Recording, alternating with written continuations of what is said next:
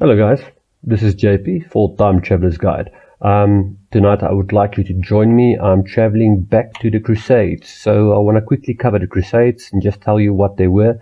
Yeah, it's a lot of details, so I think I'm not going to cover all of them. Just basically run down on what the Crusades were. So the Crusades were a series of religious battles or wars between Muslims and Christians.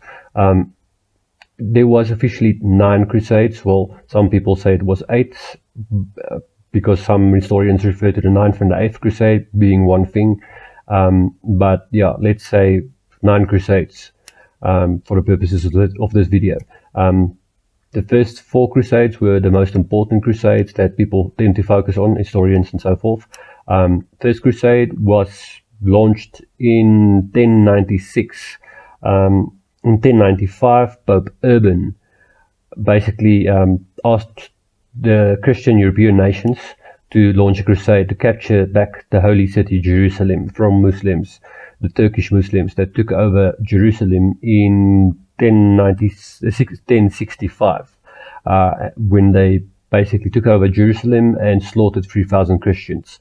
So, like I said, about 9 crusades that took place, official crusades. There was even a children's crusade where one young man, Nicholas, said he had dreams or not necessarily dreams, but he said God called him or spoke to him and said he must take back the Holy Land. He actually gathered sick people, women, children, every person that was willing to follow him, and he tried to take back the Holy City, which ended in disaster for him.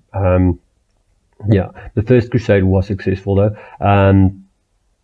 Yeah, the first crusade, there was a Peter the Hermit. It was actually 4 armies, excluding Peter the Hermit.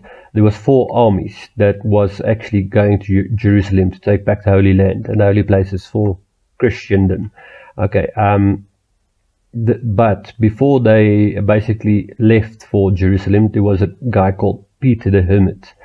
He basically ran around the streets. It was, well, to me it seems like it was like a form of propaganda. This guy was running around the streets and telling people they must reclaim the Holy Land. He sounds a bit like a lunatic, to be honest with you. He basically gathered peasants and low-level knights, and they basically joined him. And before the 4 Christian armies left for Jerusalem, he basically went to Jerusalem to liberate the city of Jerusalem. It ended in disaster for him. He didn't follow the advice of the other generals of the time with the professional armies, the 4 professional armies, and him and his following was totally annihilated. So that ended in disaster for Peter the Hermit. But the following 4 Crusader armies did successfully take Jerusalem. It was a back and forth after this first crusade. It was a back and forth in terms of who held Jerusalem. It was Muslims, it was Christians, it was Muslims again, it was Christians again, and so forth. It didn't always end in violence. There seems to be times where it was negotiated, but in general, well, it's a lot of lives that were lost during the Crusades. I think I'm speaking under correction, but some of the information suggests something like 1.7 million people dying through the Crusade. So it seems there's basically always 2 reasons for a war, an official one or an unofficial one.